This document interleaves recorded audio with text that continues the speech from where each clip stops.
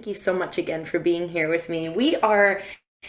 It's January 13th. We are like halfway through the first month of the new year. So I want to do a little pulse check just to see how you're doing. I mean, feel free to unmute yourself and share because for me, my share is that last week I woke up with anxiety.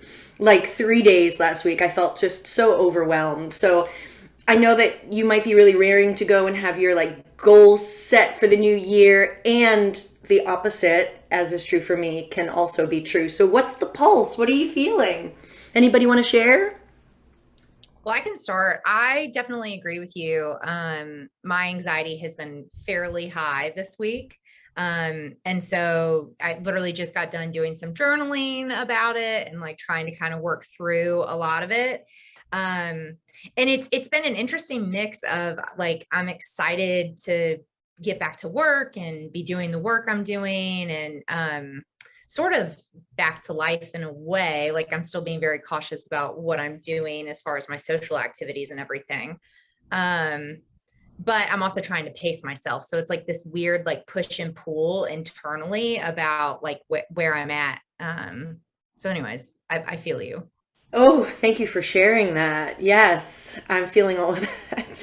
Laureen, how about you?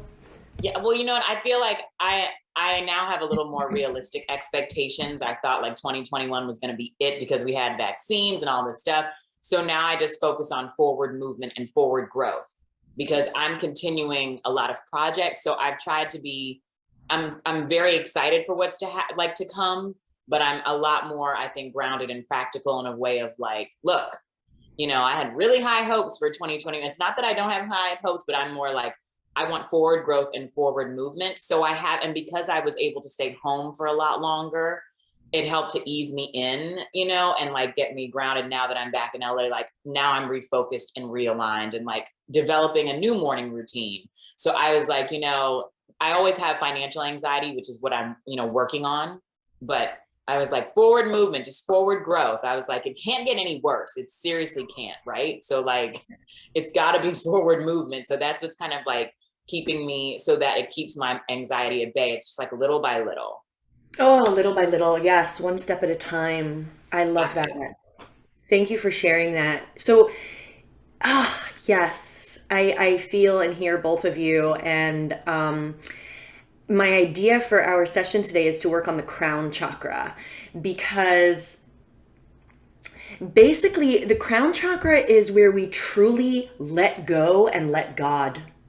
It's trusting that life is happening for us, not to us, and letting go of any attachment to the outcome. And it doesn't mean that we don't have to have goals or responsibilities or agreements. There's certainly a healthy attachment to those things and to our loved ones, for example. But it's that fixation when we're fixated on a certain outcome or thing or person, that's when attachment becomes problematic and tricky. So, I love what you said, Laureen, just about like that forward motion and, pretty much letting go of attachment to the outcome and just putting that one step in front of the other, one foot in front of the other. And this chakra is also about connecting to our true nature, our soul or inner being, and surrendering. It's connecting to not only the divinity within us, but divine source, whatever that is for you, God, goddess, Allah, whatever divine source is, universe, light. So it's connecting to that divinity within and beyond and surrendering to it. That doesn't mean give up. It means being present with what is. And so what I was feeling a lot of in the first, now we're 2 weeks into the new year, the first couple of weeks is like overwhelm. And overwhelm is an indication that there's an excess of energy in the crown chakra. And this happens naturally during stress or crisis or anxiety. It's this upward flow of energy, and it's kind of happens so quickly that confusion, frustration, or dissociation can result. It's just that we have too much information and don't know what to do with it.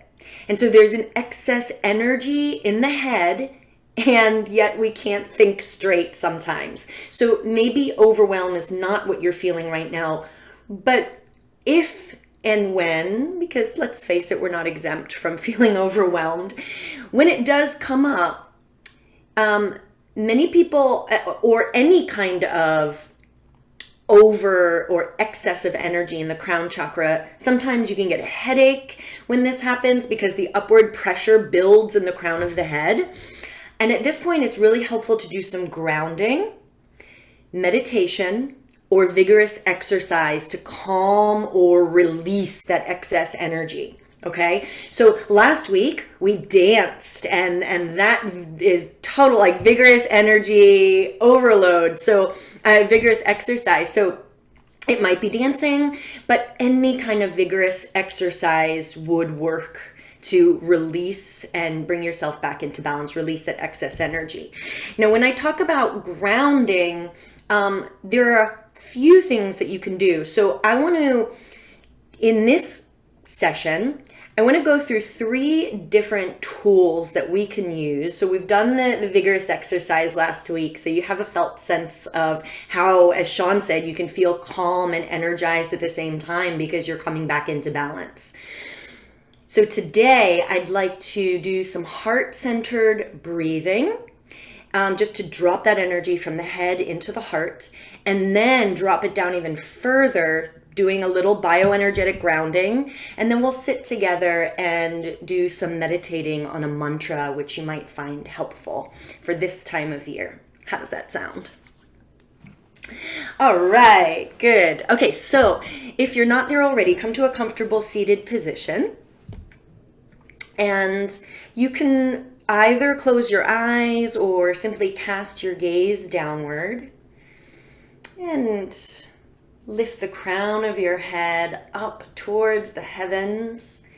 And at the same time, as we develop the crown chakra, it's really important to stay rooted and connected to the earth. So as you rise up through the crown, be sure you're rooting down your sits bones and your tailbone into Mama Earth. We feel that polarity, rooting down in order to rise up. And you might simply bring your awareness to your heart center, Anahata chakra. And this is called heart-focused breathing technique, and it's a technique by Heart Math. So as you focus on the area of your heart, imagine breathing in and out of the heart as if the flow of your breath were flowing into and out of the heart center. Breathing a little slower and deeper than usual. And start to find an easy rhythm that's comfortable for you.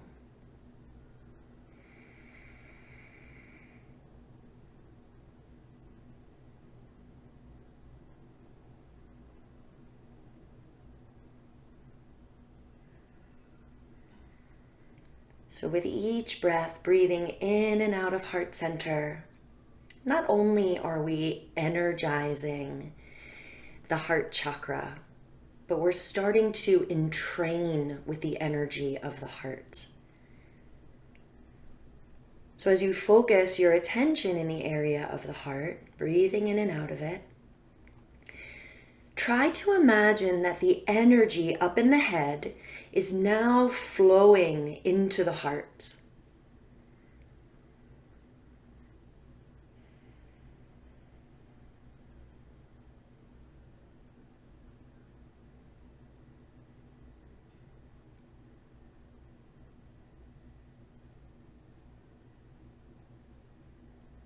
Breathing deeply and slowly in a casual, steady rhythm for a few more rounds of breath.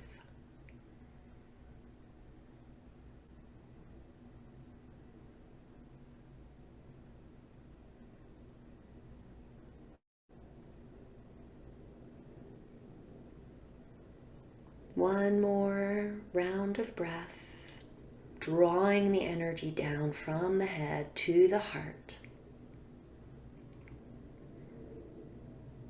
And now, whenever you exhale that final deep breath, your breathing can fall back into its natural rhythm. Notice how you feel after just a couple of minutes of heart-focused breathing. All right, whenever you're ready, you can crack your eyes open. So when I talk about working on grounding, there are a few different things, many different things we can do. But I often feel that when I'm overwhelmed, lying down in Shavasana and trying to relax is a really challenging thing for me. So I like to either go outside for a walk and focus on my feet connecting to the earth, each foot, and feeling my legs moving and just focusing the energy there. If you don't have time to go out for a walk, bioenergetic grounding is really helpful. So if you like, you can stand up now and I'll just walk us through this simple bioenergetic exercise that I learned from Anodea Judith. And you've probably done it with me before in one class or another. So stand with your feet about hips distance apart. You might slightly pigeon toe your feet. It might not even be visible to the eye, but you might feel it a little bit. And on an inhale, you're going to bend your elbows with your palms up. Bend your knees like you're sitting back in a little chair. And on an exhale, press down with your hands and your feet. And as you press the feet down, press outward as well. And as you come up to stand, keep a soft lock in the knees. So you don't want to lock the knees, otherwise you're going to cut off the flow of energy. Inhale, bend the elbows, bend the knees. Exhale, press down and out with the feet into the earth. Good. Do that a few more times. You can find a drishti point to focus your gaze, or even close your eyes if that feels comfortable and stable enough. Or just gaze down at the ground and just connect to the earth with your eyes as well as your feet and your energy.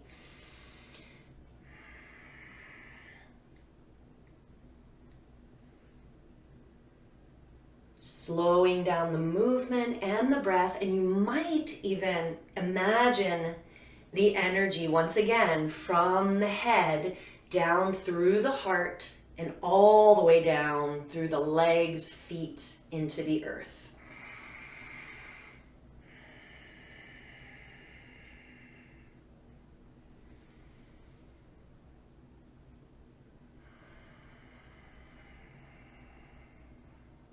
Let's do it a couple of more times at your own pace. Find your steady, natural rhythm.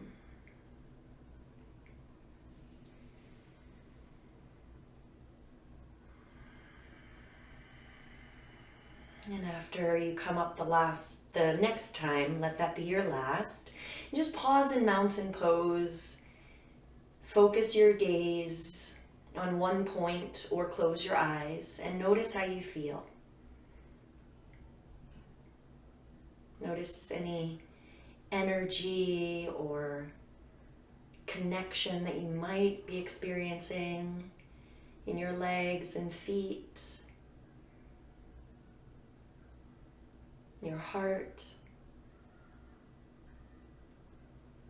All right, now you can let your eyes open.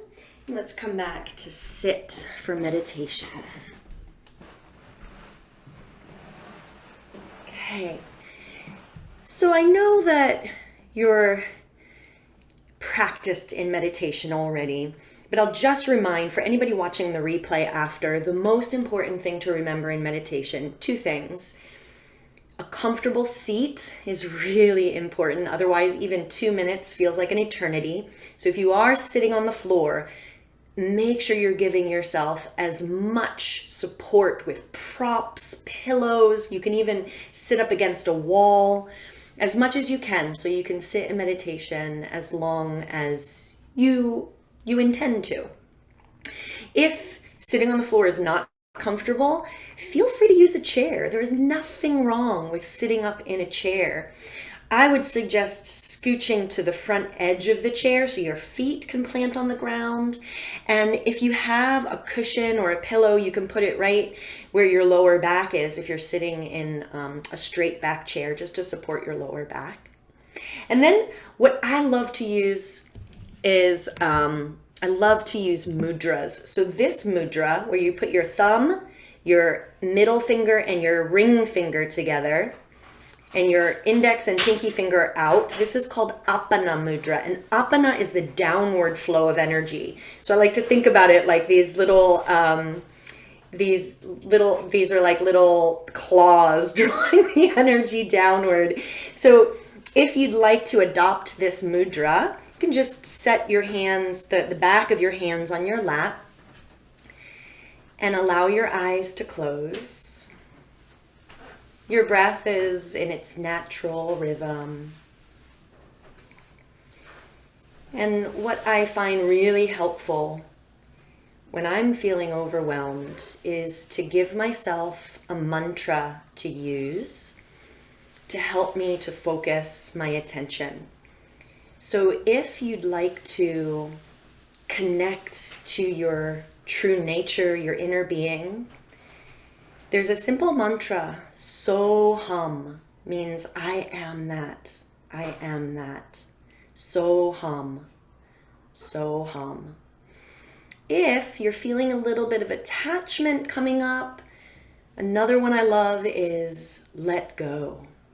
Let go. So you can choose Soham or let go, or you can mix it up and use both of them, one and then the other, alternating between the two.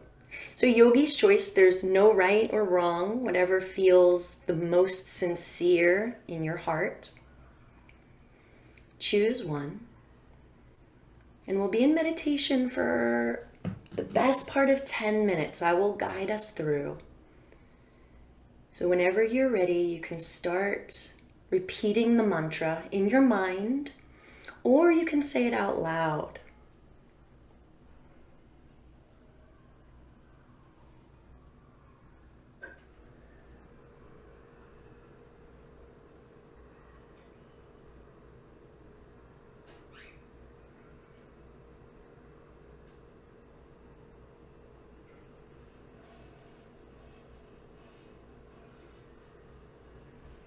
Whenever your mind starts to wander, guide it back to your mantra and begin again.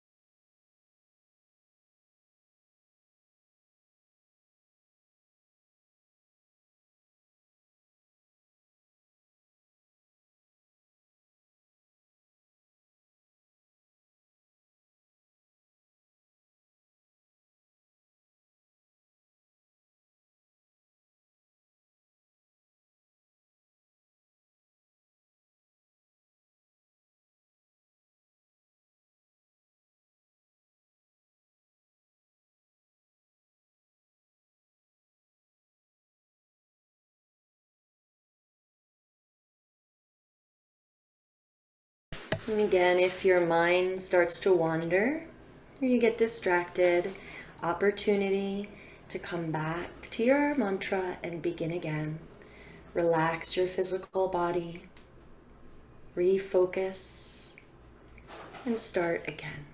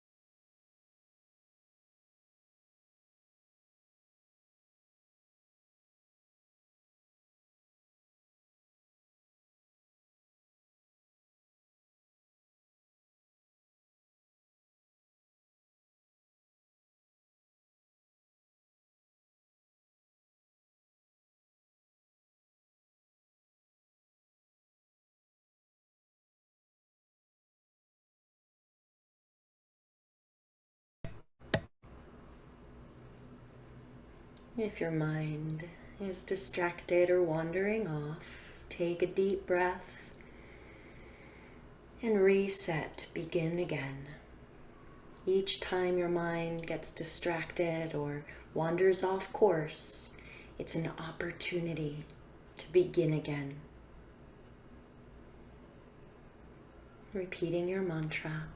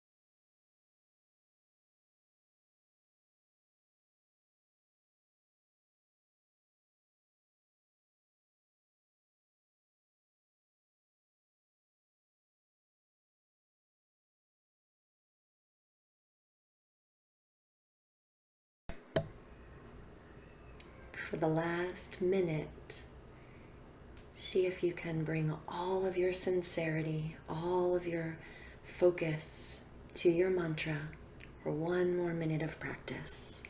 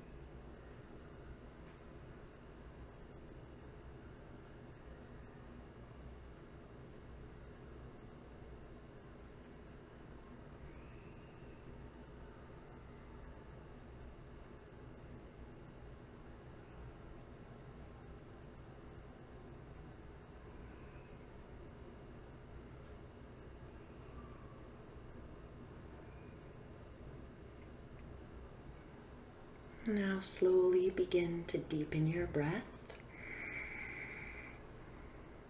And as you exhale, you can let go of your meditation technique. You might release your mudra, stretch your fingers, maybe even roll your wrists a few times. And the next time you inhale, sweep your arms out to the side, all the way up over your head. It's getting long, and you can interlace your fingers and turn your palms up and just bump up to the left and right. It's creating some space in the side body, bringing some movement into the spine. Come back to center. Bring your clasped hands behind your head and take a cat and cow in seated position. Whenever you're ready, no rush. Inhale, heart forward, tailbone back. Exhale, tuck the tailbone, round the back, chin to chest. Do that a couple of more times with your breath. One breath per movement. Last round. That's it. Good. And whenever you feel complete, come back to neutral spine. Again, no rush at all. Beautiful. And just pause whenever you come back to neutral. Just take a moment of pause to notice how you feel. See if you can stay with the felt sense, feeling around your energy body.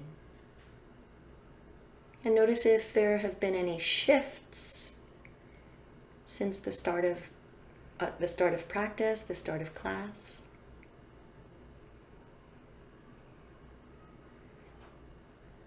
And now bring your hands together at your heart center.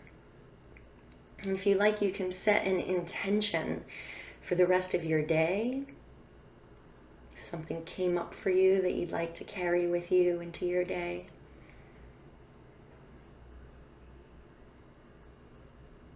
And let's chant the sound of Om together to seal this practice. Inhale.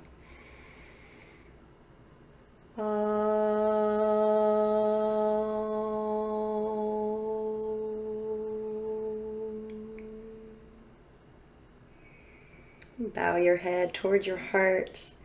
I bow to the divinity within you. Namaste.